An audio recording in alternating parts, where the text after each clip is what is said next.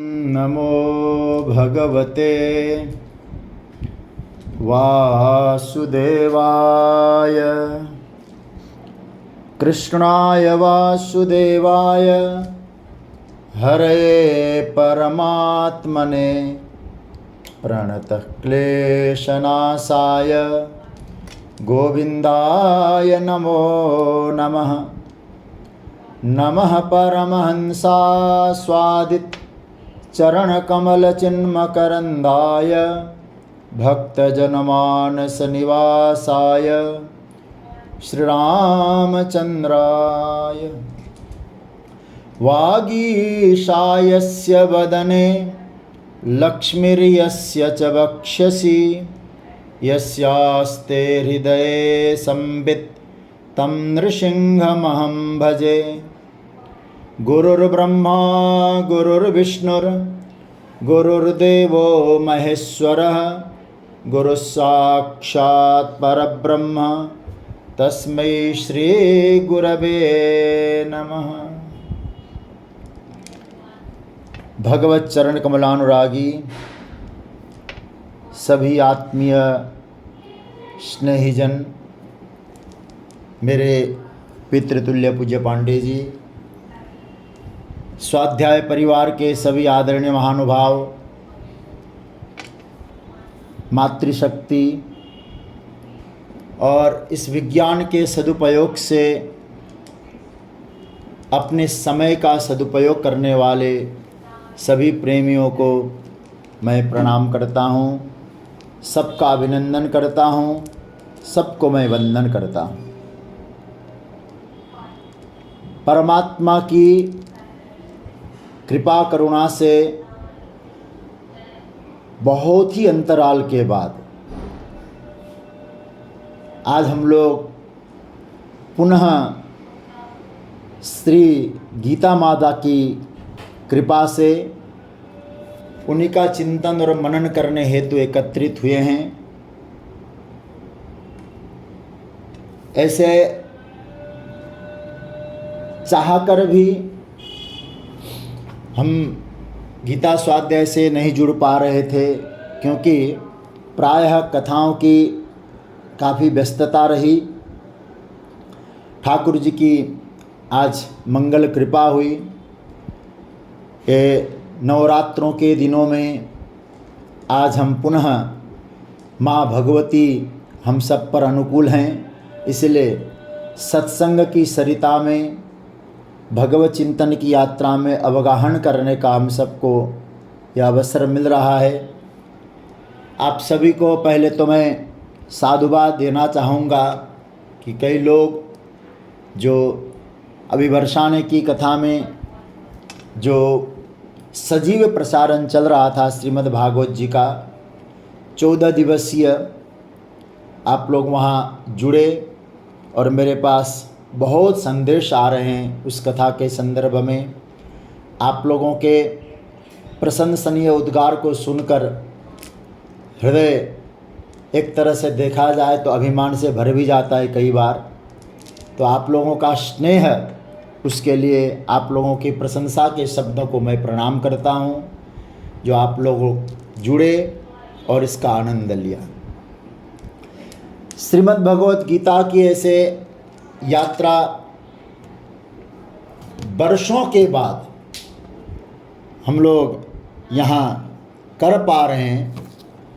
ये लगता है परमात्मा बहुत कृपालु है।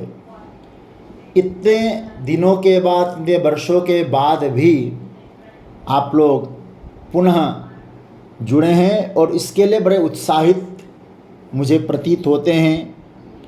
तो ठाकुर जी की कृपा का अनुभव करते हुए हम लोग कुछ चिंतन और मनन की यात्रा करेंगे।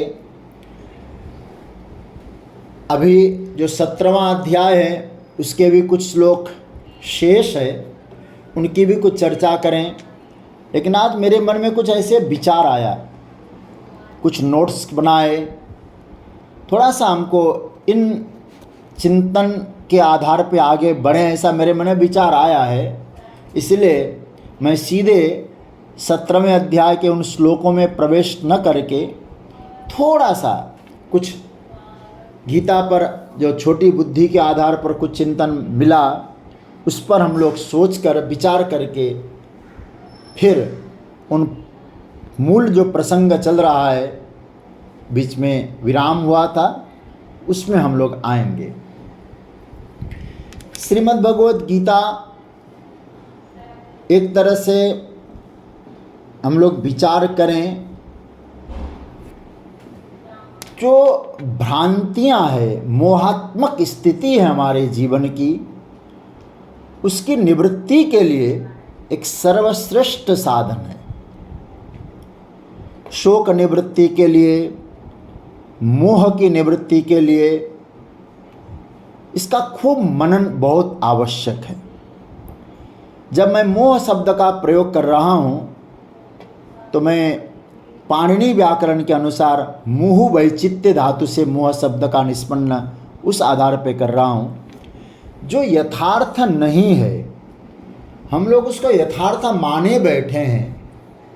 उस मोह की निवृत्ति गीता का एक तरह से सूत्र वाक्य है, क्योंकि अर्जुन ने भी जब संपूर्ण गीता का रसास्वादन किया, अध्ययन किया, तो अर्जुन ने भी कहा कि नष्टो मोह स्मृतिर्लब्धा, स्मृति मुझे मिल गई, होश में मैं आ गया, मेरा मोह नष्ट हो गया।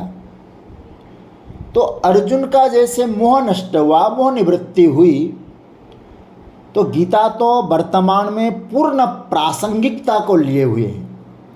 इस दृष्टि से हम लोग देखें तो आज भी गीता का जो शरण ग्रहण करेगा, गीता का आस्वादन करेगा, मनन करेगा, वो अर्जुन की तरह बोल सकता है कि नष्टो मोह स्मृतिर्लब्धा। किंतु इस गीता को अर्जुन के आधार पे हम लोग आज विचार करने का सोचें। समझ लें कि जैसे अर्जुन युद्ध के मैदान में किंग कर्तव्य विमूढ़ होकर के परमात्मा से पूछता है और बाद में भगवान ज्ञानोपदेश करते हैं। देखिए, कोई भी शास्त्र हो, कोई भी ग्रंथ हो, हम सबको उस ग्रंथ का आदि और अंत, जिसको हम कह सकते हैं पूर्वापर संबंध, पर थोड़ा चिंतन करना आवश्यक है। क्योंकि यदि पूर्वापर संबंध ठीक है तो उस क्या कहा जाए, उपक्रमोपसंहार है तो शास्त्रों का नियम ही है। उपक्रम और उपसंहार, अभ्यास अपूर्वता वो अलग विषय है, लेकिन उपक्रम और उपसंहार ये दो हम पकड़े यहाँ। तो उससे क्या है, उसका तात्पर्य निर्णय निकल जाता है। कुछ निर्णय हमको यहाँ विचार करना चाहिए कि शुरुआत में गीता में क्या कहा गया और अंत में क्या कहा गया। यदि इस स्तर पे हम लोग विचार करें और अर्जुन बन करके देखा जाए कि श्रीमद् भगवद गीता का जो पहला जो शब्द है वो धर्म है। मैं धर्म क्षेत्र पूरा नहीं बोल रहा हूँ, केवल धर्म। और धर्म और अंतिम शब्द में देखें जो 78वां श्लोक है 18वें अध्याय का, जो यत्र योगेश्वरः कृष्णो यत्र पार्थो धनुर्धरः तत्र श्रीर्विजयो भूतिर्ध्रुवा नीतिर्मतिर्ममः। धर्म और मम, यहाँ धर्म का जो दृष्टिकोण है, धर्म के विषय पे हम लोग देखें, धर्म मम मतलब मेरा धर्म। देखिए, जब धर्म का प्रयोग यहाँ बोला जा रहा है ना, कर्तव्य भाव की दृष्टि से यहाँ धर्म का अर्थ लिया जाना समीचीन होगा। क्योंकि ठीक से यदि कोई अपना कर्तव्य पालन कर रहा है तो तो हम कह सकते हैं वो धर्म कर रहा है। जब हमारे पूज्य पांडे जी एक श्लोक प्राय गीता का बहुत मनन पूर्वक बोलते हैं, स्वकर्मणा तमभ्यर्च्य सिद्धिम विन्दति मानव। तो अपने कर्म से, अपने कर्तव्य से भी ईश्वर की पूजा संभव है।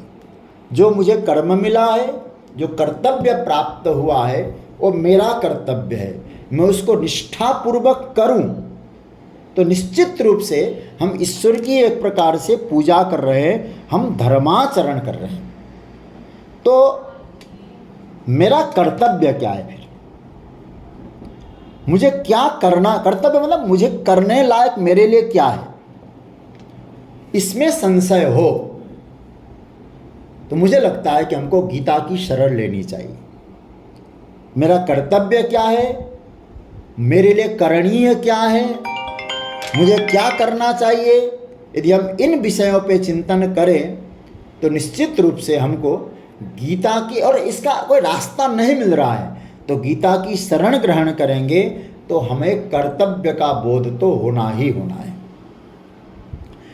तो कई बार देखा जाए हम कुछ, ठीक है हमको कोई कर्तव्य मिला है, हमको करना है, लेकिन कभी हम लोग इस विषय में निर्णय नहीं कर पाते क्योंकि एक साथ दो दो कर्तव्य आ जाते हैं, दो दो काम आ जाते हैं। तब मुझे क्या करना चाहिए?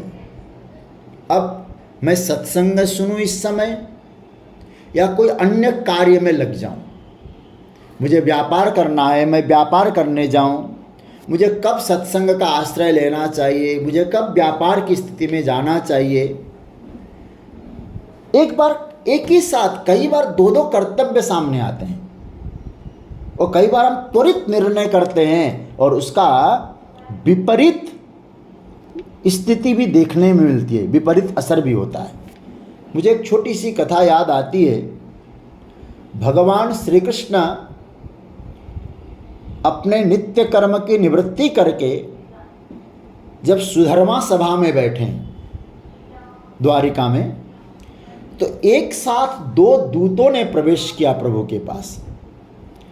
एक दूत जरासंध के द्वारा बंदी बनाए गए राजाओं का, कि जरासंध के आक्रमण से हम व्यथित हैं और भगवान ही आकर हमको मुक्त कर सकते हैं। दूसरा, युधिष्ठिर जी ने दूत को भेजा जो इंद्रप्रस्थ में राजसूय यज्ञ करना चाहते हैं। एक ही साथ दोनों दूतों ने प्रवेश किया और प्रवेश करके दोनों दूतों ने एक साथ निवेदन भी कर दिया। अब भगवान ने विचार किया, अब तुरंत निर्णय कैसे करें, क्योंकि करना क्या जरूरी है। तो उद्धव, सात्यकी आदि सबसे सलाह करके वहाँ लिखा एक छोटा सा सूत्र, सभ्यानाम मतमाज्ञाय, सभ्य जनों के मत का आदर करके ठाकुर जी ने फिर निर्णय लिया कि राजसूय यज्ञ संपन्न करने के लिए दिग्विजय आवश्यक है, दिग्विजय के लिए जरासंध का वध आवश्यक है। तो भगवान ने दो कर्तव्य के बीच में पहले कर्तव्य का चयन किया। कई बार हमारे जीवन में ऐसी स्थिति आ जाती है, कर्तव्य का निर्णय करने में कई बार हम चूक जाते हैं, मुझे क्या करना चाहिए, और बाद में एक पछतावा, अरे उस समय मुझे यह करना चाहिए था। तो मुझे लगता है कर्म विषयक जो संशय है, कर्म के संदर्भ में जो संशय है, कर्तव्य के विषय में जो संशय है, उसका बहुत सुंदर से निराकरण किया है श्रीमद् भगवत गीता में। तो जो पहला प्रयोजन है गीता का, मेरी दृष्टि, हो सकता है आप लोग इसमें कितने सहमत होंगे, पहला प्रयोजन मेरा कर्तव्य क्या है, इस पर विचार करना चाहिए और आवश्यक है। तब आप शुरुआत का विचार करेंगे, कर्तव्य क्या, मम, मेरा कर्तव्य क्या है। इसलिए आदि में धर्म है, धर्म को मैंने कर्म के रूप में लिया, अंत में मम, धर्म मम, मेरा कर्तव्य क्या है, गीता ने पहले हमको ये बताया। एक पूर्वापर संबंध, पूर्व में धर्म अंत में मम। और दूसरा, आज मैं ऐसे सोच रहा था, हालांकि आप लोगों ने पहले भी मनन किया होगा, दूसरा मैंने एक चीज़ देखी आज थोड़ा विचार करते समय, भगवान श्री कृष्ण का उपदेश श्रीमद् भगवत गीता के दूसरे अध्याय के 11वें श्लोक से प्रारंभ हुआ है। देखा जाए तो उससे पहले तो कोई उपदेश नहीं है, भूमिका ही है, और पहले अध्याय में तो श्री भगवानुवाच का प्रयोग तक नहीं है। तो इसका मतलब है दूसरा अध्याय का जो प्रारंभ हुआ है, भगवान ने जो बोला है अशोच्या नन्वशोचस्तम से चालू हुआ। तो दूसरे अध्याय में जब भगवान ने उपदेश प्रारंभ किया, वहां आया अशोच्यान, मतलब शोक करने लायक नहीं है, मतलब शोक नहीं करना चाहिए, शोक करना उचित नहीं है। अब देखिए, भगवान ने उपदेश गीता का कब तक दिया? यदि हम लोग देखें इसको तो आप जा पाएंगे श्रीमद् भगवत गीता में भगवान ने 18वें अध्याय के 66वें श्लोक तक उपदेश प्रदान किया है। जब भगवान ने जब कहा सर्वधर्मान परित्यज्य मामेकं शरणं व्रज अहम त्वा सर्व पापेभ्यो मोक्षयिष्यामि मा शुचः, यहाँ तक उपदेश दिया। उसके बाद तो भगवान ने कहा किसको नहीं सुनाना चाहिए, किसको नहीं देना चाहिए, उपदेश पूरा हो जाएगा जो ठाकुर जी ने कहा। अब आप पूर्वा पर संबंध बिठाइए। शुरुआत का शब्द उपदेश का क्या है? अशोच्यान, और अंतिम शब्द क्या है? मा शुचः, मतलब शोक मत करो, शोक नहीं करना, शोक करना उचित नहीं है, और शोक मत करो। इसका एक भी भाव है कि भाई जो समझदार लोग हैं, जो विवेकी जन है, जो बुद्धिमान है, वो शोक नहीं करते। समझदारी का लक्षण है। तो कर्तव्य करो, और प्रामाणिकता के साथ भगवान कहना चाहते हैं एक कर्तव्य को आप निभाओ। भगवान ने भी अपना कर्तव्य निभाया, ठाकुर जी ने भी अपना भरसक परिश्रम जो हो सकता है वो परमात्मा ने किया।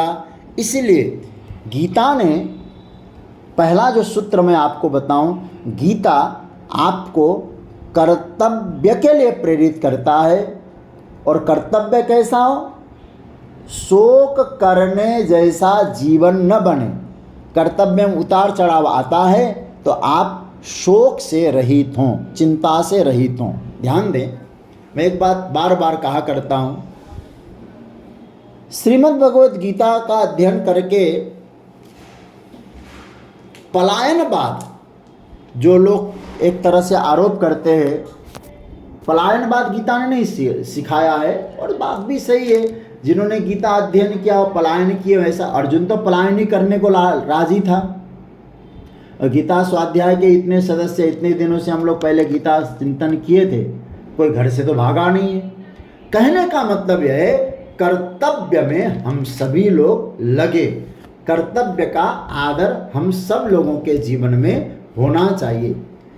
अब यहाँ मैं जो मूल बात अब आपके सामने ला रहा हूँ, यहाँ क्या बात आई?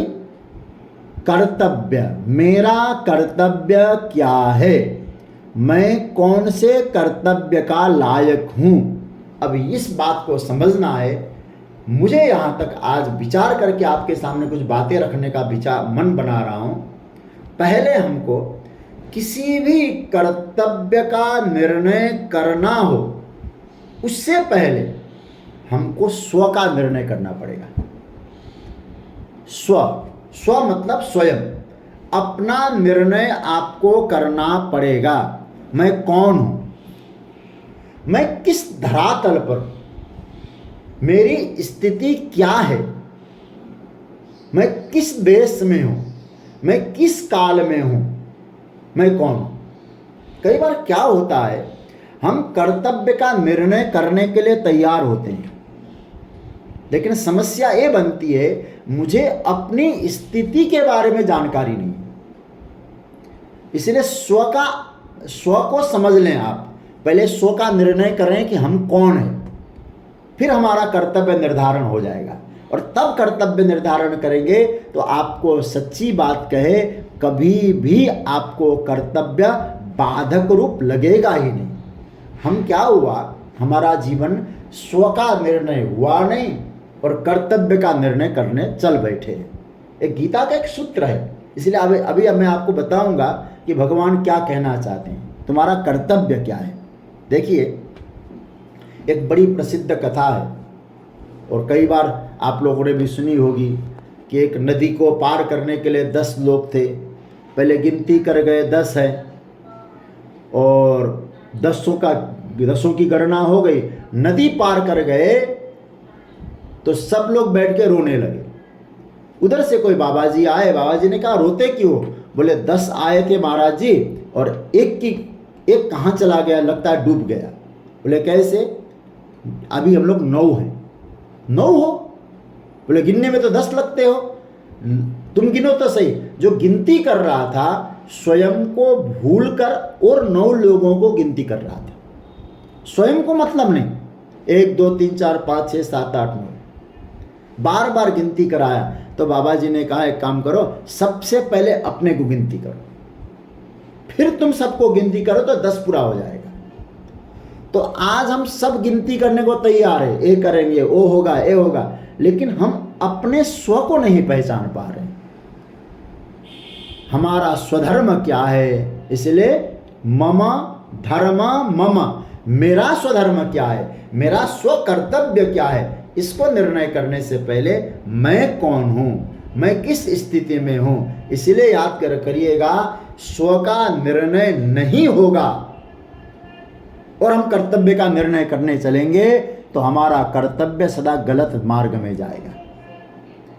और स्व का निर्णय करके जब कर्तव्य की यात्रा में कोई जाता है तो उसका कर्तव्य सटीक बैठेगा, तब वो सिद्ध कर सकता है स्वकर्मणा तमभ्यर्च्य सिद्धिं विन्दति मानव। क्योंकि करने वाला कैसा हो तब कर्तव्य का निर्णय होता है। इसलिए याद रखिएगा, हाँ हो सकता है कि आपकी जिस भूमिका में है इस समय, उस भूमिका का कर्तव्य कोई दूसरा हो। एक छोटा सा बालक है, जैसे उदाहरण, एक छोटा सा बालक है। अब उस बालक का इस समय क्या कर्तव्य है? मुझे माता पिता ने अध्ययन के लिए प्रेरित किया है, स्कूल में एडमिशन दिलाया है, मेरा काम है पढ़ाई करना, अध्ययन करना। अब 5 साल का 6 साल का बालक, उसका कर्तव्य अध्ययन, और वो 5-6 साल का बालक वो कहे कि पापा मैं आपके साथ दुकान में जाके हिसाब किताब करूंगा, तो कर्तव्य तो देख रहा है लेकिन स्व को नहीं देख पा रहा है। स्व को समझे बिना कर्तव्य हमेशा गलत सिद्ध हो जाएगा। इसलिए वो विद्यार्थी है, उस समय उसके कर्तव्य के लक्षण क्या होते थे? जैसे हम लोग पढ़ते थे तो हमको कहा जाता था, भाई तुम विद्यार्थी हो, तुम्हारे में 5 लक्षण होने चाहिए। काकचेष्टा, बको ध्यानम, स्वान निद्रा, तथैव च अल्पहारी, गृहत्यागी, विद्यार्थी, पंच लक्षण। विद्यार्थी के लक्षण है कौवे की तरह चेष्टा हो, बगुले की तरह ध्यान हो, कुत्ते की तरह नींद हो और कम खाने वाला हो, और गृह के प्रति जहाँ अध्ययन के लिए आ रहा है, रोज घर की याद करेगा तो कैसे अध्ययन करेगा? गृह त्यागी। ये 5 लक्षण होते हैं। अब वही बालक अध्ययन पूरा हुआ, घर में गया, गृहस्थ बना। अब आप देखिए उसका कर्तव्य बदल गया। उसका कर्तव्य क्या हुआ? पत्नी घर में आई, अब पति का कर्तव्य क्या होना चाहिए? अब उसका कर्तव्य बदल गया। माँ सामने है तो बेटा बन के कर्तव्य करेगा, बेटा आया तो पिता बन के कर्तव्य करेगा, पिता हूं तो आशीर्वाद देगा बेटे को, माँ आएगी तो आशीर्वाद लेगा। इसलिए जो भी हमको कर्तव्य करना है, जैसे माँ का चरण छूने का उसका कर्तव्य है, तो स्व का निर्णय क्या हुआ? मैं उनका बेटा हूं। बेटा प्रणाम कर रहा है उसको। स्व कैसे पहचाने? मैं इसका पिता हूं, मुझे क्या करना चाहिए, इसको आशीर्वाद देना चाहिए। तो इसलिए स्व को पहचानने से ही आपका कर्तव्य ठीक ढंग से आगे बैठेगा। स्व मतलब स्वयं। इसलिए मैं बार बार कहता हूं, कर्तव्य का निर्णय करने से पहले हम सभी को अपने स्व का निर्णय करना ही चाहिए। व्यवहार बदल जाता है बीच बीच में, क्योंकि हमारा निर्णय भी बीच बीच में बदल जाता है। इसलिए मुझे श्रीमद् भगवद गीता का यह महत्वपूर्ण शब्द लगता है। भगवान कहते हैं स्वधर्म, स्वधर्म निधनम श्रेयः परधर्मो भयावह। स्वधर्म, अपना धर्म। इसलिए आप स्व का निर्णय करें, किस धरातल पर हैं हम। अर्जुन के चित्त में, अब अर्जुन की स्थिति देखिए, अर्जुन के चित्त में इसी स्व का निर्णय ठीक से नहीं हो पा रहा था शुरुआत में कहूं। इसलिए मैंने आपसे कहा कि हम लोग अर्जुन की भूमिका में अपने आप को देखें।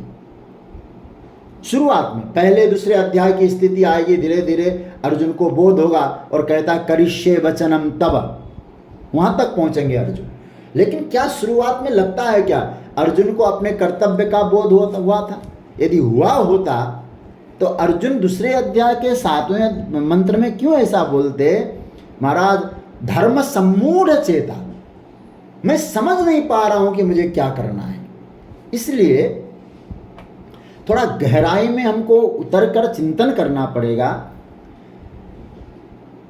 अच्छा, एक बात अर्जुन की स्थिति को देखिए। अर्जुन भगवान को अपना मानते हैं, शिष्य मानते हैं, भगवान मेरे ऊपर अनुशासन करे ये भी मानते हैं। जो परमात्मा निर्णय करेंगे वो उसको स्वीकार है। आप जो कहेंगे मैं वो करूंगा। एक निर्णय अर्जुन का यह है, ध्यान से सुनिएगा। दूसरा यदि विचार करें,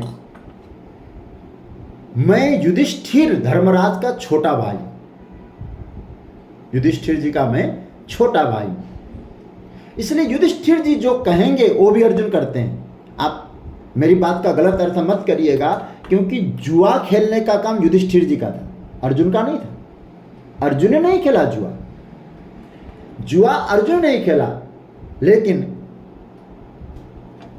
युधिष्ठिर जी जो निर्णय लेते हैं अर्जुन उसको नकारते भी तो नहीं है।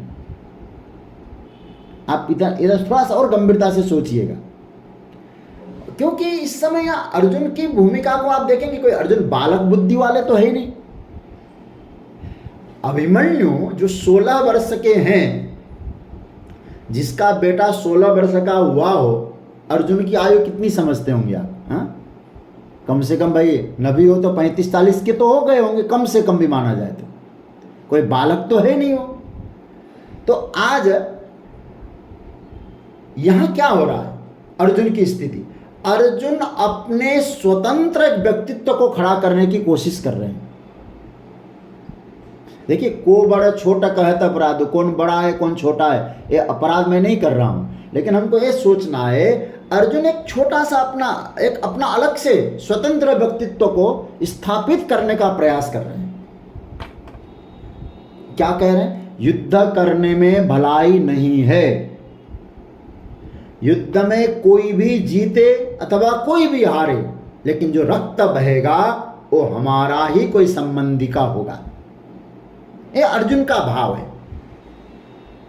अरे भाई, इतने दिनों तक आप युधिष्ठिर जी को अपना मानते हैं, युधिष्ठिर जी का अनुचर हैं आप, युधिष्ठिर जी जो कहें मानने को तैयार हैं। युद्ध छोड़ना क्या यह युधिष्ठिर का निर्णय है? युधिष्ठिर के निर्णय से युद्ध में आए, क्या युधिष्ठिर जी चाहते हैं कि युद्ध छोड़े? यह तो युधिष्ठिर का निर्णय नहीं है। दूसरी तरफ देखें, क्या भगवान का निर्णय है कि अर्जुन युद्ध छोड़ के चला जाए? यह भी नहीं हो सकता है। यह निर्णय न भगवान का है न युधिष्ठिर का है। आज अपना निर्णय अर्जुन स्वयं ले रहे हैं कि युद्ध करने में भलाई नहीं है। और मैं आपको अब मूल बात कहना चाह रहा हूँ, ये भगवान का निर्णय नहीं है, ये युधिष्ठिर का निर्णय नहीं है, किंतु ये अर्जुन आज अपने आप एक निर्णय ले रहे हैं कि युद्ध करने में भलाई नहीं है। और मैं इतना ही आप लोगों से कहूँगा, जब स्व का निर्णय ही गलत हो जाएगा तो यदि याद रखिएगा हमारे सारे कर्तव्य धराशायी हो जाएंगे।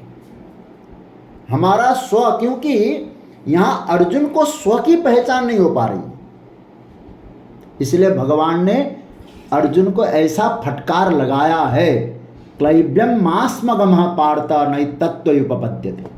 अर्जुन ने मनुष्यों की न पुरुष कर सकता है ऐसी बातें, न स्त्री कर सकती है। तुम तो न पुरुष में गिनती आ रहे हो न स्त्री में गिनती, क्योंकि तुम स्व का निर्णय ही नहीं कर पा रहे हो। तो याद रखिएगा, जब व्यक्ति स्व का निर्णय ठीक ढंग से नहीं निकाल पाएगा, उसके सारे कर्तव्यों का महल धराशायी हो जाएगा। ये निश्चित बात समझ लीजिएगा। आप अपने आप को समझते क्या है? इसलिए भगवान ने यहां अर्जुन के स्व पर ध्यान दिया। अच्छा, एक बात विचार, यदि स्व पर ध्यान न दिया होता, क्या अर्जुन ने शुरुआत में भगवान श्री कृष्ण से ब्रह्म की बात पूछी क्या? अब गीता देखें, ब्रह्म की बात तो नहीं पूछी उसने, ना आत्मा के बारे में पूछा, आत्मा क्या है। अर्जुन ने तो शुरुआत में यही कहा कि मैं लड़ूं या न लड़ूं, युद्ध में विजय होगा कि पराजय होगी, पराजय होगा, अर्जुन तो यही पूछ रहा था। किंतु भगवान ने क्या निर्णय दिया? शरीर क्या है, आत्मा क्या है, जगत क्या है, जीव क्या है, जन्म क्या है, मृत्यु क्या है, ये सब ऐसा सुनाया। और मुझे लगता है कि समूचा जो प्रसंग परमात्मा ने सुनाया, पहले भगवान यही कहना चाहते हैं, अर्जुन पहले तुम अपना निर्णय तो करो कि मैं कौन हूं। आज के परिप्रेक्ष्य में मैं यही बात कहना चाहूंगा कि ये स्वाध्याय किसको कहा गया है? स्वाध्याय मतलब हम स्वयं को पहचान सकें, हम स्वयं को जान सकें, तब हमें अपने आयु, अपनी व्यवस्था और व्यवस्था के साथ अपनी स्थिति के आधार पर हम निर्णय कर पाएंगे हमारा कर्तव्य क्या होना चाहिए। इसलिए मैं तो स्वाध्याय को एक तरह से मैं कहूँगा, स्व का अध्ययन करो, स्व का अध्ययन। मैं किस स्तर का व्यक्ति हूँ, मुझे मेरी धरातल क्या है, मैं क्या कर सकता हूँ, व्यक्ति को यह पता होना चाहिए। और मैं अब थोड़ी सी आगे बढ़ूँ बात को लेकर के। जब व्यक्ति को अपने स्व का पता चल जाएगा तो याद रखिएगा, तो फिर उसका कर्तव्य निर्णय में बहुत सहूलियत हो जाएगी। अर्जुन को स्व का पता चल गया है, तब वही अर्जुन कहता है करिष्ये वचनम तब। क्यों? अब स्व का पता लगते ही क्या होगा? नष्टो मोह स्मृतिर्लब्धा, होश आ गया, मोह नष्ट हो गया। तब वो अर्जुन कह सकता है कि मैं अच्छी तरह से पता लगा सकूं, मैं पता लग गया है मुझे क्या करना चाहिए, मैं किस स्तर का हूं, मैं कहां खड़ा हूं। जब व्यक्ति अब और थोड़ा व्यापक रूप में आए, जब व्यक्ति को यह पता लगेगा मैं कौन हूं, स्व का पता लगेगा, तो निश्चित रूप से कहा गया है कि उसको दो चीजों का बोध हो जाएगा, अपने स्तर पर और परमात्मा के स्तर पर। क्या चीज का बोध हो जाएगा? उसको सोपाधिक और निरुपाधिक तत्व का बोध होगा। थोड़ा लग रहा है, थोड़ा कठिन होगा, लेकिन पकड़ना इस बात को। देखिए, पहले हमको अपने से चालू करना पड़ेगा, स्व से चालू करें और फिर आगे बढ़ें। तो सोपाधिक क्या है, निरुपाधिक क्या है? सोपाधिक उपाधि के साथ, निरुपाधिक उपाधि से रहित। जैसे मैं कहूं मेरी आत्मा, वह निरुपाधिक, उसका कोई रूप नहीं है, उसका कोई रंग नहीं है, उसी आत्मा का, जो मैं जीवात्मा से जोड़ूंगा अभी, उसी आत्मा का इस शरीर अथवा अंतःकरण के साथ एक व्यवहार घटित हुआ, तो फिर हम क्या होगा? बोले काला, गोरा, रंग, मोटा, पतला, स्थूल्यम, कारस्यम, व्याधय, आधय सब आ जाएंगे फिर। अच्छा, अंतःकरण सहित हो जाएगा, फिर मन बुद्धि के सहित वो सोपाधिक हो गया। अब यहां देखिए, ये जो बल्ब है, लाइट है, यदि आप गंभीरता से देखें तो इसका कोई रंग नहीं है, लाइट का कोई रंग नहीं है। लेकिन यदि बल्ब, प्रकाश का क्या रंग होगा? प्रकाश का तो कोई रंग है नहीं। लेकिन बल्ब यदि नीला रंग का हो तो प्रकाश नीला दिखाई देगा। क्या प्रकाश नीला है? दूसरा कहें, ट्यूबलाइट में पीली पन्नी चढ़ा दिया जाए, पीला रंग दिखाई देगा। उसी प्रकार आत्मा है निरुपाधिक तत्व, उसको हम निर्गुण भी कह सकते हैं। जब अंतःकरण से वो जुड़ गया तो आप उसे कह सकते हैं, अंतःकरण से जुड़ते ही वो सोपाधिक हो गया। और याद रखिएगा, आत्मा व्यवहार में नहीं उतर सकता, क्योंकि आत्मा है और सत्ता है, तो शरीर को छोड़कर व्यवहार हो नहीं सकता। और क्या शरीर व्यवहार करता है? तो आप कहेंगे शरीर तो निर्जीव है, तो आप या शरीर तो निर्जीव है, वो क्या कर पाएगा? इसलिए दोनों का मिलन ही व्यवहार जगत को एक प्रतिष्ठापित करता है। इसलिए स्व मतलब आत्मा, वो व्यवहार जगत में उतरना है तो स्व को पहचानना, मतलब दोनों के मिलकर जब व्यवहार संपन्न होता है तो इसको समझ, इसलिए कहा गया ना, यथा पिंडे तथा ब्रह्मांडे, जैसा पिंड में वैसे ब्रह्मांड। जैसे मेरे इस शरीर में अंतःकरण और आत्मा का मिलन हुआ तो व्यवहार घटा। हाँ, आप कहेंगे कि परम सत्ता, बोले परम सत्ता निरुपाधिक है, उसमें हम वो नहीं करें। हाँ, उसी में जब माया की उपाधि से जुड़ गया वो सोपाधिक बना, और निरुपाधिक माया प्रकृति से परे है, सोपाधिक माया प्रकृति से जुड़ के है, तो जो माया प्रकृति से, माया से जुड़ गया, हम उसको कहते हैं ईश्वर। वो हो गया ईश्वर। तो ब्रह्म और ईश्वर में यही भेद है, निरुपाधिक हो गया ब्रह्म, और वही निरुपाधिक तत्व व्यवहार जगत में उतरना है, अवतरित होना है, तो ईश्वर का रूप बनाया माया विशिष्ट पर ब्रह्म, तो ईश्वर हो गया। अब फिर हाँ, बाद में आप कह सकते हैं जीवो ब्रह्म ही बना पड़ा है, तो जीव भी ब्रह्म है, लेकिन व्यवहारिक धरातल पर दो हो गए। तो इसका मतलब ये हुआ, अब जैसे मैं एक उदाहरण दूं आपको, एक व्यक्ति अपने कमरे में बैठा है, शांत मुद्रा में है, कोई इसको काम करना नहीं, अभी आनंद से ध्यानस्थ है, कोई चिंता नहीं, कोई फिक्र नहीं। एक व्यक्ति आया, वो व्यक्ति आकर कहता है, महाराज आपको विशेष कोई सूचना देने के लिए आया हूं।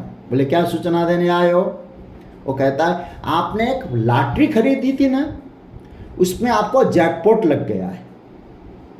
कितने का? बोले 10 करोड़ का जैकपॉट लग गया है। अब आप विचार करिएगा, अब 10 करोड़ का उसको जैकपॉट लग गया, अब तक कोई चिंता नहीं थी, लेकिन अब वो धन की जो शक्ति है ना, वो अपना माना उसने, उसके पास बिल्कुल एक तरह से देखा जाए खाने भर के धन पैसे थे उसके पास। अब जैकपॉट लग गया 10 करोड़ का, अब उस धन को उसने क्या कहा? अपना माना। फिर हम क्या कहेंगे उसे? धनी। धनी की उपाधि धारण करी उसने, है वही, पहले शांत था, अब हो गया धनी। उसने कहा कि पैसे आ गए, अब पैसे भी आ गए, चलो पैसे आ गए तो अब क्या करूं? बोले एक काम करता हूं, यहाँ एक कारखाना डालता हूं, फैक्ट्री डालता हूं, उसने जा करके और फैक्ट्री डाली। ठीक है, अब फैक्ट्री डाल तो ली, चलाना पड़ेगा, और दिन रात मेहनत करके उसने चलाया, फैक्ट्री चला रहा है। और उस फैक्ट्री में कुछ ऐसे हर जगह गड़बड़ करने वाले तो लोग होते ही है। एक व्यक्ति गड़बड़ करने वाला था, उस व्यक्ति को उन्होंने क्या काम किया, बोले हटाया, बोले तुम बाहर निकल जाओ, तुमको फैक्ट्री में रहने नहीं दूंगा। अब इस बात को यदि हम लोग समझ जाएंगे तो मुझे लगता है कि अवतार को भी हम समझ जाएंगे। हम शांत थे, हम निरुपाधिक थे, एक तरह से देखा जाए, कोई हमें चिंता नहीं, फिक्र नहीं, बैठे ध्यानस्थ थे। अब हमारे पास धन आया तो धन की उपाधि हमको मिल गई, तो हम ईश्वर हो गए। अब ईश्वर के क्या कर्तव्य हो गए, बोले फैक्ट्री लगाना है। वही जो निरुपाधिक था वो ब्रह्मा बन गया। अब लगाया तो सही, उसकी व्यवस्था करनी है, मैनेजर रखना है, एम्प्लॉयज रखना है, कैसे काम करना है, विष्णु बन गया। लेकिन जो गड़बड़ करने वाले उनको हटाना पड़ा कि नहीं उसे, तो शिव बन गया। अब आप कहें बोले तीनों अलग अलग है क्या, तो भागवत में तो आया है, जो व्यक्ति ना समझ है वही कहेगा कि तीनों अलग अलग है। मूल कौन था, मूल शांत था और निरुपाधिक था। लेकिन जब उसके पास धन आया, धन के कारण सोपाधिक हो गया, और सोपाधिक में ब्रह्मा विष्णु महेश, ये सब क्या हुआ, अवतार। जो दिक्कत करने वाले थे उनको हटाया, हिरण्यकशिपु, हिरण्याक्ष, इन सबको खत्म कर दिया। तो इसका मतलब है ये भारत का जो दर्शन है ना, ये भारतीय दर्शन का ये बहुत सुंदर एक सूत्र है। इसलिए हम यहाँ जो अब मूल बात आपके सामने करने जा रहे हैं, स्व का निर्णय करें, फिर कर्तव्य का निर्णय हो। स्व को जाने बिना कर्तव्य करना कई बार समस्या पैदा कर देती है। इसलिए यहाँ अर्जुन को स्व की शिक्षा दी, काम करने में लगाना था, लेकिन शुरुआत में भगवान आत्मा की शिक्षा दे रहे हैं। इसलिए अपने को पहचाने और आपको अपनी स्थिति का बोध होना चाहिए, फिर कोई समस्या आपको नहीं आएगी कर्तव्य को पूरा करने में। अब मुख्य बात आइए, उन सभी उपाधियों के भीतर, चाहे वो क्या कहा जाए, ईश्वर उपाधि हो, अविद्या के कारण तो जीव उपाधि हो, लेकिन हम यहाँ केवल माया उपाधिक जो ब्रह्म है, जिसको हम कह सकते हैं ईश्वर, सभी उपाधियों के भीतर एक चेतन तत्व समाहित है, उसी का नामकरण यहाँ किया गया है ओम तत्सत शब्द से। जो संपूर्ण, उसको हम परब्रह्म परमात्मा कहेंगे।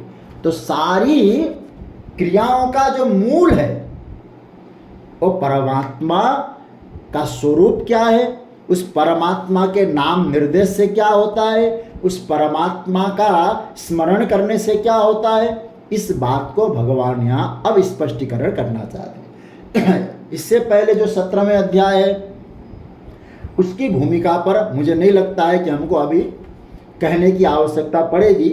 कारण क्या है कि हमारे परम आदरणीय श्री पोद्दार जी ने, मुझे तो बड़ा प्रसन्नता है कि आपने बहुत ही सुंदर प्रयास करके इसको अभी स्वाध्याय परिवार में डाला है, तो मैं भी उसको पढ़ लिया हूँ। तो इससे पहले मैंने क्या बोला, फिर दोबारा उसको रिपीट करूँ, आपको समय सुविधा हो तो हमारे पोद्दार जी ने जो डाला है उसको जरूर पढ़िएगा। कौन से श्लोक में क्या बताया गया मैं कह सकता था, लेकिन जब मैं सोच रहा था कि एक बार भूमिका बना के फिर आगे के श्लोक, जो 23वां श्लोक आपके सामने रखूं, लेकिन भूमिका की जरूरत ही नहीं पड़ेगी। यदि आप वो पढ़ लेंगे तो आपको सारी बातें याद आएगी। मैं तो ये कहूँगा, जो सोपाधिक परब्रह्म है उसके भीतर भी जो चेतन तत्व है, जैसे देखिए मैं एक बात और कहूँ, आत्मा क्या है, परमात्मा क्या है, इस विषय में तो मैं कई बार शायद संकेत कर भी चुका हूँ। आत्मा का अर्थ है जो हमारे व्यष्टि शरीर के भीतर का जो नियंत्रक है उसको हम कहेंगे आत्मा, और समष्टि जगत का जो चेतन नियंत्रक है उसको कहेंगे, मतलब व्यष्टि शरीर के अंदर की जो चेतना है वो आत्मा है, समष्टि जगत के अंदर की जो चेतना है वो परमात्मा है। परमात्मा और आत्मा में कोई अंतर नहीं है, बस उसी का नाम निर्देश किया गया है।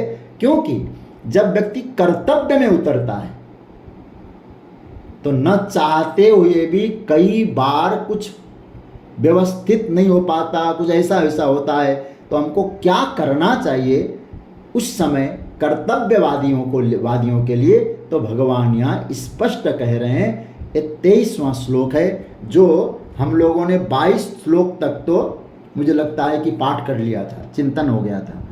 तो इन सारी बातों से ये बात है कि हम लोग ये समझ लें कि जो मूल तत्व है, जो संपूर्ण जीव जगत के भीतर सोपाधिक निरुपाधिक तत्व का जो अंत मूल है वो परब्रह्म परमात्मा, उसका जो नाम निर्देश यहाँ किया गया है क्या है। तो आइए अब हम लोग मूल बात पे आए। ये 23वां श्लोक जो आहार, यज्ञ, तप और दान, ये 4 विषयों पर विस्तृत चर्चा भगवान कर चुके हैं। आहार सात्विक राजस तामस क्या है, यज्ञ सात्विक राजस तामस क्या है, तप सात्विक राजस तामस क्या है और दान सात्विक रजस तामस क्या है। तो ये चारों पर भगवान तो अपना वक्तव्य दे चुके हैं, लेकिन इन सब को ठीक करना है तो उस ब्रह्म का जो नाम है यह निर्देश कर दिया गया है। परमात्मा का नाम क्या है, तो आइए अब हम उस श्लोक पर पहले बोलें, फिर थोड़ा चिंतन करें। ओम तत्सद 17वें अध्याय का 23वां श्लोक। ओम तत्सदिति निर्देशो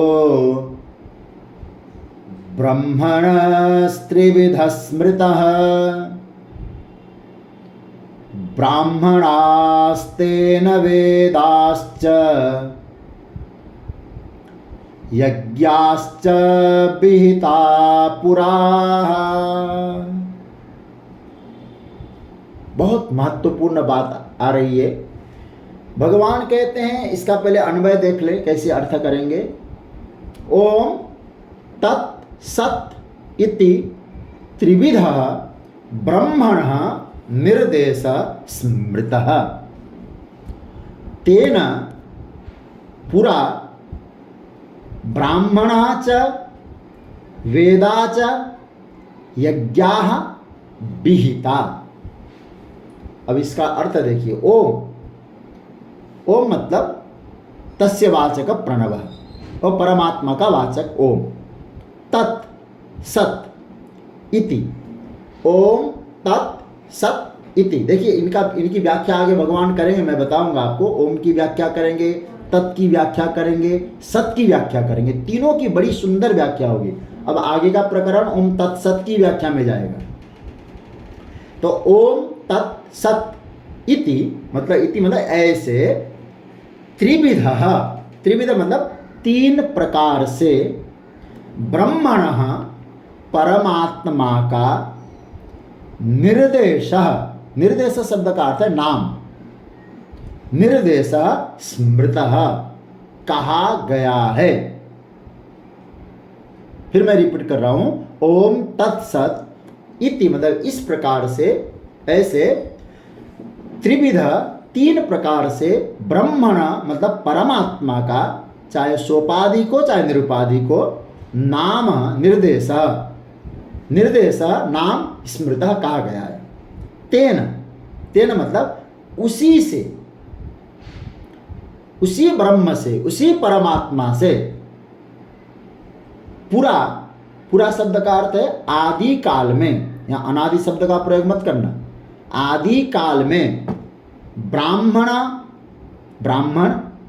च मतलब और, वेदाः वेद च मतलब और, यज्ञा विहिता यज्ञादि रचे गए। इसलिए ब्राह्मण वेदा यज्ञा ये तीनों में बहुवचन का प्रयोग है। क्या अर्थ हुआ? ओम तत्सत ऐसे 3 प्रकार से परमात्मा का नाम कहा गया है।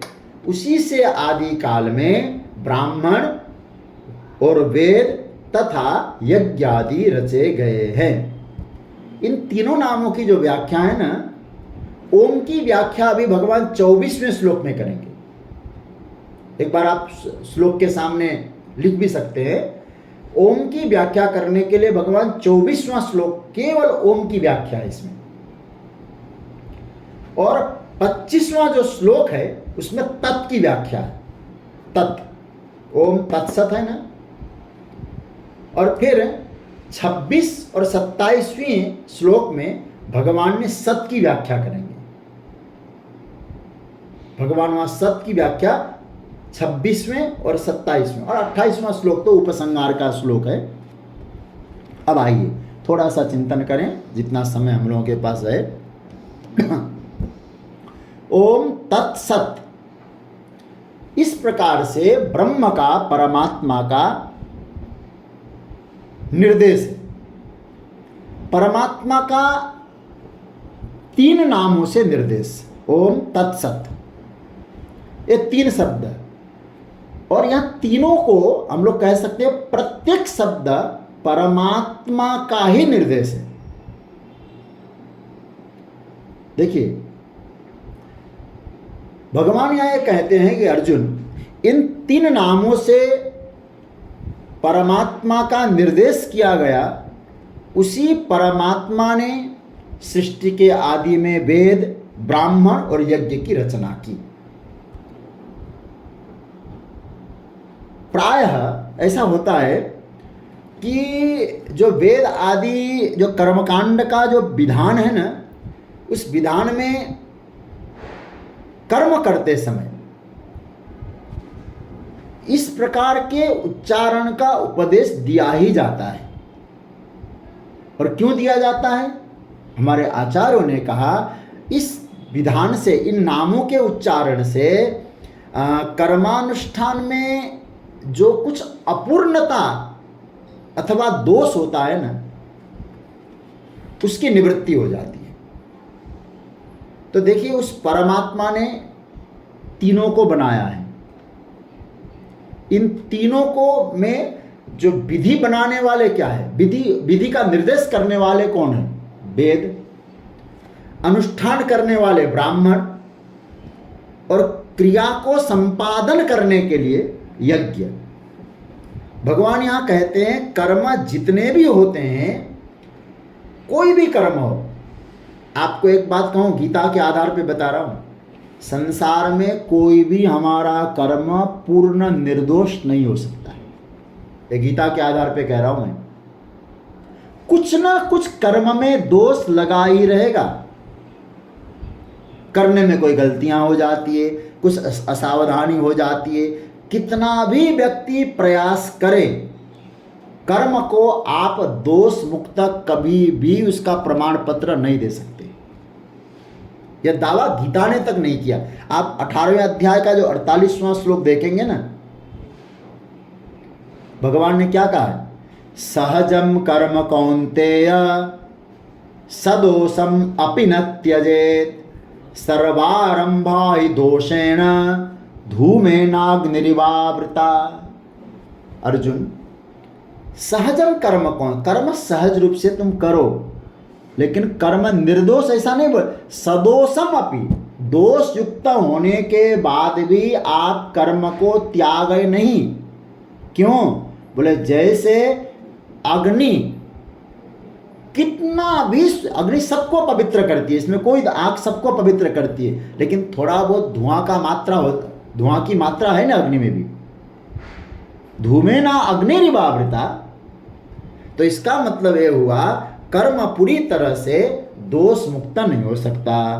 तो अभी कभी क्या होता है, हम संकल्प पूजा करते हैं, कभी संकल्प ठीक नहीं होता है, कभी सामग्रियों की कमी होती है, कभी सामग्रियां शुद्ध नहीं होती है, कई प्रकार की समस्याएं बनती जाती है। तो उस समय हमको क्या करना चाहिए? तो कहते हैं कि या देखिए, एक काम करो, भगवान का नाम लो, ओम तत्सत कह दो, तो इससे क्या होगा? ब्रह्म का नाम और दोष से मुक्त कर देता है। हमारे यहाँ तो एक श्लोक आता है, बहुत प्यारा श्लोक, जब कोई कर्म करते हैं ना, यस्य स्मृत्या च नामोक्त्या तपो यज्ञ क्रियादिषु न्यूनम संपूर्णताम याति सद्यो वंदे तमच्युतम। इसका अर्थ होता है जिसके नाम से, यस्य स्मृत्या च नाम उक्त्या, जिसका नाम उच्चारण करने से, तपो यज्ञ क्रियादिषु, देखिए तीनों बातें आ गई, तप यज्ञ क्रिया आदि में न्यूनम संपूर्णता में आती, कोई कमी भी रह जाए ना और पूरी हो जाती है। सद्यो वंदे तमच्युतम, ऐसे भगवान अच्युत को हम प्रणाम करते हैं। इसलिए हमारे यहाँ जब कर्मकांड पूरा करते हैं ना, हमारे ब्राह्मण देवता कहते बोलिए अच्युताय नमः, अच्युताय नमः, अच्युताय नमः, ऐसा बोला जाता है। क्यों? इसलिए बोलना पड़ता है क्योंकि कर्म की अपूर्णता, उससे कर्म में जो व्यंग्यता है, अपूर्णता है, उसका जो दोष है उससे हम मुक्त हो सकते हैं। तो उससे क्या होता है, प्रभु की कृपा से, प्रभु के नाम से उस कर्म में पूर्णता आ जाती है। परम पूज्य प्रातस्मरणीय स्वामी रामसुखदास जी महाराज इस विषय में एक दृष्टांत देते हैं साधक संजीवनी में, और मुझे बहुत अच्छा लगा वो साधक संजीवनी का दृष्टांत। कहा कि जैसे हम लोग रसोई बनाने के लिए आटा गूंथते हैं, आटा तैयार करते हैं, उसमें पानी डालते हैं। अब पानी ज़्यादा पड़ गया तो क्या करेंगे? अब पानी ज़्यादा पड़ गया, रोटी तो ठीक नहीं बनेगा, फिर आटा और मिला देते हैं। तो बड़ा अच्छा लगा। ऐसे ही शुभ कर्मों में कोई कमी रह जाए तो भगवान का नाम मिला दिया जाता है। कौन सा नाम है? तो यह नाम लिया है ओम तत्सत। आप एक कह देंगे तो आपका कर्म में जो न्यूनता है वो पूरी हो जाएगी, क्योंकि ये तीन ब्राह्मण, वेद और यज्ञ के बारे में बताया। यहाँ नाम लिया ओम तत्सत। देखिए पहले ओम के बारे में कहें। ओम क्या है? दो तीन मिनट है, आप ध्यान से सुनिए। ओम तत्सत। देखिए ओम जो है ना, सच्चिदानंद परब्रह्म के लिए ही ओम। कैसे? देखिए अ जो शब्द है वो सत तत्व है, ऊ जो शब्द है वो चित तत्व है, और म जो शब्द है, म जो अक्षर है वो आनंद है। तो मैंने कहा था ना, चाहे सोपाधि को चाहे निरुपाधि को, ओम शब्द में तीनों आ जाते, अ उ म, ये तीन मिलकर के ओम शब्द निष्पन्न होता है। तो इसका मतलब ये हुआ अ सत उ चित म आनंद। ओम कहते ही वह सच्चिदानंद ब्रह्म का प्रयोग हो गया। तो यहाँ क्या कहा गया? ओम तत्सत। इसका अर्थ है वो जो परब्रह्म परमात्मा है, जिसको ओम कहा गया है, वो तत् वह सत है।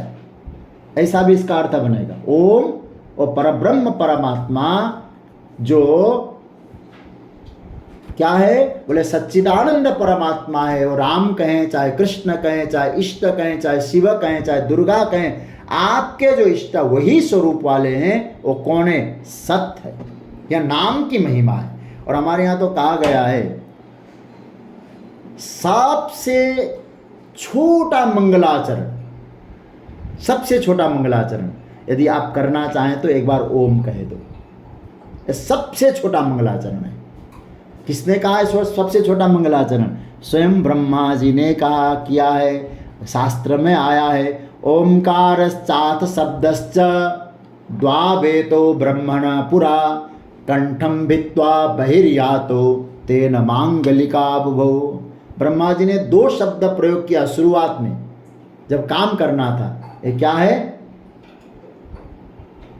ये कहा गया ओम और अथ द्वावेतो ब्रह्मण पुरा। ये दो जैसे निकले, तेन मांगलिका, और मंगल सूचक हो गया।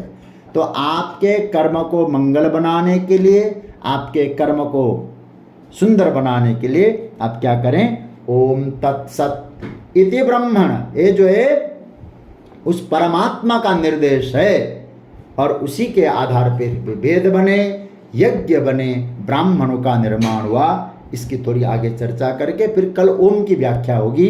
ओमकार जो भगवान ने 24वें श्लोक में कहा कि ब्रह्मवादियों ने जो ओमकार को, ओमकार के नाम को उच्चारण करके ही सभी काम को उन्होंने प्रारंभ किया है। जो वेद को जानने वाले ब्रह्मवादी लोग हैं, कर्मकांड करते हैं, वो लोग बिना ओम के कुछ करते नहीं। इसलिए ओमकार की महिमा कल हम लोग इसकी चर्चा करेंगे। तो आज ठाकुर जी की कृपा से बहुत दिनों के अंतराल के पश्चात हम लोग एकत्रित हुए हैं। तो यही प्रभु से प्रार्थना है, ठाकुर जी जब भी अवसर देंगे इस तरह से हम लोग चिंतन की यात्रा करते रहेंगे और कल फिर एक क्रम से अब यात्रा करेंगे। आज जो भूमि